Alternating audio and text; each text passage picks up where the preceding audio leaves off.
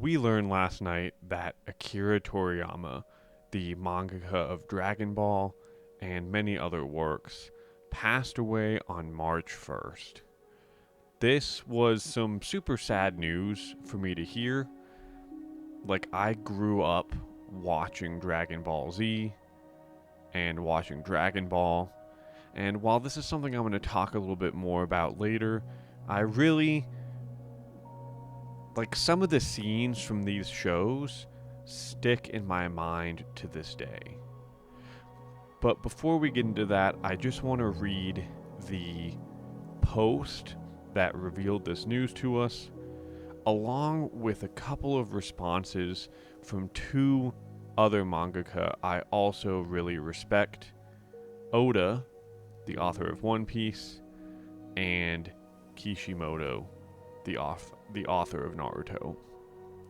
Because, I really think that without Toriyama and his inspiration for these two and many other mangaka, the anime and manga industry just would not be in the same place that it is today. So let's quickly dive into what was revealed to us. Dear friends and partners, we are deeply saddened to inform you that manga creator Akira Toriyama passed away on March 1st due to acute subdural hematoma. He was an age of 68.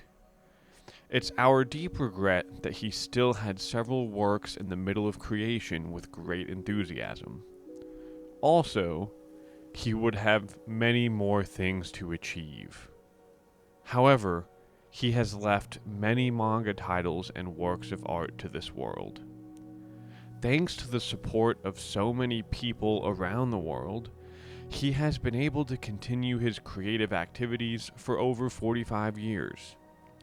We hope that Akira Toriyama's unique world of creation continues to be loved by everyone for a long time to come.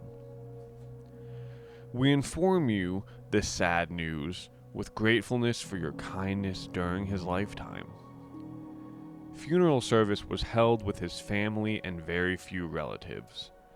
Following his wishes for tranquility, we respectfully inform you that we would not accept flowers, condolences gifts, visiting, offerings, and others.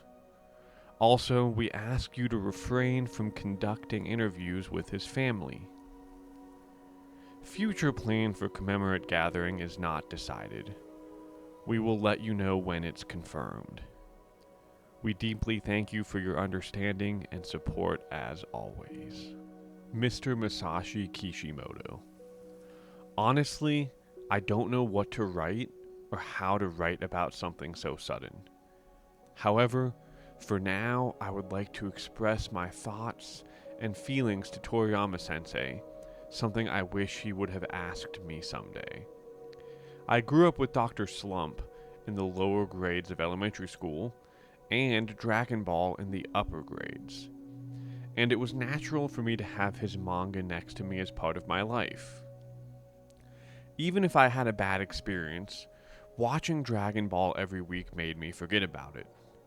It was a relief for me, a country boy who had nothing, because Dragon Ball was really fun. It was when I was a university student, suddenly, the Dragon Ball that had been part of my life for so many years ended. I felt an incredible sense of loss and didn't know what to look forward to. But at the same time, it was also an opportunity for me to truly understand the greatness of the teacher who created Dragon Ball. I also want to create works like yours. I want to be like my teacher. As I followed in my teacher's footsteps and aspired to become a manga artist, that feeling of loss began to disappear. Because making comics was fun. I was able to find new fun by following my teacher. My teacher has always been my guide. I admired it. I apologize for the inconvenience, but I would like to express my gratitude to the teacher. For me, he was the god of salvation and the god of manga. When we met for the first time, I was so nervous that I couldn't say a word. However, after meeting him many times at the Tezuka Prize screening committee, we became able to talk. As Dragon Ball children, I and Mr. Oda went back to being children again.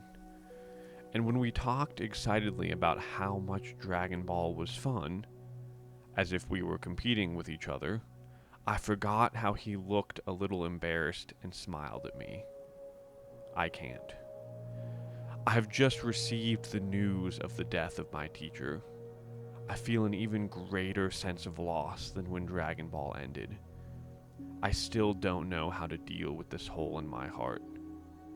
Now, I can't even read my favorite Dragon Ball. I don't feel like I've been able to properly write this sentence that I want to convey to my teacher. Everyone around the world was still looking forward to seeing your work. If Dragon Ball's one wish really comes true, I'm sorry. Maybe that's selfish, but it's sad, Sensei. Thank you, Akira Toriyama Sensei, for all of your enjoyable works over the past 45 years, and thank you very much for your hard work. We are sure that the remaining family members are still deeply hurt. Please take care of yourself. I pray that Mr. Akira Toriyama rests in peace. Mr. Eiichiro Oda, it's too early. The hole is too big. The thought of never seeing you again fills me with sadness. I've admired you so much since I was a child, and I even remember the day when you called me by name for the first time. I also miss the day when I had a great time with Mr. Kishimoto. I love how friendly all three of these people are together. On the way home from the day when he used the word friend for us. I also remember the last conversation we had. He is one of the people who took the baton from the era when reading manga would make you stupid, and created an era where both adults and children read and enjoy manga. He showed us the dream that manga can do things like this, and that we can go to the world. He gave it to me. It was like watching a hero push forward. Not only manga artists, but creators active in all industries. The excitement of his Dragon Ball serialization is probably rooted in their childhood. That existence is a great tree. For manga artists of my generation who have stood on the same stage, the closer I got to Toriyama's works, the more I realized that they had a greater presence. So scary. But I'm just happy to see the easygoing man himself again. Because we love Toriyama Sensei on a blood level, I would like to express my respect and gratitude to the world of creativity left behind by Professor Toriyama. I pray for his repose in peace. I hope that heaven will be a pleasant world just as you envisioned it. Now I'm no mangaka, and I'm definitely no Kishimoto and no Oda, but I still believe I share at least one trait with them, and I guess probably many other people out there. And that's simply just being spurred on and inspired by Akira Toriyama's work. When I grew up, I think that the Dragon Ball Z was airing either the Namek saga or maybe even the saga before that with Vegeta and Raditz. I don't exactly remember. We'll say it's Namek because I very distinctly remember scenes like Piccolo fusing with Nail. I remember the strife the Namekians were going through from Frieza's invasion. I, of course, remember running around the house and jumping in excitement when Goku went Super Saiyan for the first time, right? You know, we had heard about the legend of the Super Saiyan from Vegeta, but we'd never actually seen anyone achieve that.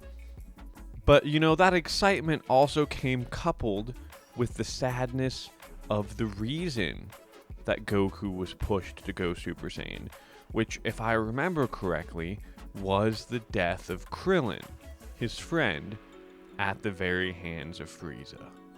You know, and I remember a number of other scenes instilling me with just a lot of emotions. My favorite arc in Dragon Ball Z is the Cell games. I mean, I like the whole Cell saga. I thought the androids were really cool. Cell was a pretty awesome villain, right? But I remember the Cell games specifically, Goku struggling against Cell, and honestly believing the whole time that it wasn't going to be him that took Cell down, but that it was going to be Gohan that took Cell down. I remember all of them struggling, all the Z Warriors, that's such a name, struggling with the Cell Juniors.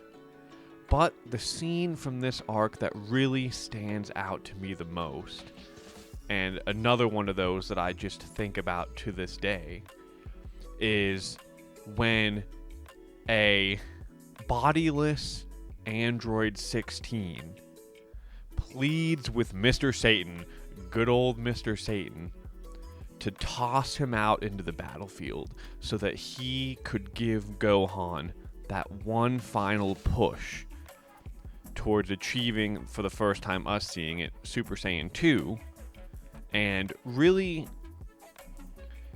growing into what was needed to defeat Cell, right? And if I remember this correctly, Android 16 basically told Gohan how he had come to love Earth and its creatures, and that while he was unable to protect it himself, he believed Gohan was the one who could do it in his place. And, you know, these are kind of the messages that were instilled in me by Toriyama and his work, and kind of the things I want to touch on a little bit today, you know, and that the importance of learning to love those and the things around you that are in your life and make you happy, and a message that's conveyed often in manga, but overall just never giving up. You know, always pushing forward. I heard a saying recently that if you're walking through hell, keep walking. And I think that's very true, and I think it's embodied by the work that Toriyama brought to this world, and by the works that Toriyama inspired others to bring to this world. So, while it is very sad that he has died at what I think is too young of an age of 68, I did want to spend a little bit of time talking about his works, their influence on me, and his influence on others in the world. Past the Cell saga, I also want to talk a little bit about the Buu saga, because the Buu saga was pretty cool. I remember, talking about high degrees of excitement here, I remember being so excited when we saw Goku go Super Saiyan 3 for the first time, right? Like, this was probably another instance where I was just running and jumping through the house, and I was there screaming right with him. But something that I remember Goku specifically saying was that even though, because I think at this point he had died and wasn't officially resurrected by the Dragon Balls, but had been given like a temporary body of sorts to aid in the fight against Majin Buu. And at least during this instance, if I'm remembering correctly, he talked about not defeating him. Even if there was a strong possibility that Super Saiyan 3, that he could have defeated him in Super Saiyan 3. And his reason for this was because, he wasn't fully alive. He knew he wasn't going to be around forever. And so the people that came after him, which, even like his kids, Gohan, Goten, Trunks, I might be butchering the names, but I think those are 3 of the main ones. Goku firmly believed that the next generation had to be the ones who stepped up and took on the fights for when Goku wasn't there to do it himself. And while I'm pretty sure that in the end it ended up being Goku or a fusion of Goku and Vegeta, I don't remember exactly which one, who took down Majin Buu, I really took a lesson away from this. In that, as Toriyama has unfortunately showed us, we don't live forever. Our lifespans are actually surprisingly short. And so I think there is really importance and something to be said about striving to both be doing what you want and, if possible, bringing creations to the world that makes other people happy, but also encouraging and inspiring future generations beyond you to do the same. Because, when you leave this world, ideally, there is someone else carrying on that torch, right? Like for any One Piece fans out there, it's kind of the idea of inherited will. And I mentioned this earlier in the video, but I truly believe that and actually Oda kind of mentioned this in his message. I believe that the anime and manga industry would simply not be the same if Toriyama hadn't written Dragon Ball and hadn't inspired so many others to come after him. We wouldn't have shows like One Piece. We wouldn't have shows like Naruto. We probably wouldn't have shows like Bleach. Or if we did, they'd be a lot smaller and probably very different than they are now. So, this is really just me wanting to celebrate a little bit Toriyama and his life and his works, and kind of just talk about how it affected me. I'm sure it's affected so many other people out there, and even just how he's affected the anime and manga community and field in general. For any One Piece fans out there like me, what did Dr. Hirolook teach us? It's that a man only dies when he is forgotten. And I like to think that Akira Toriyama won't be forgotten for a very long time.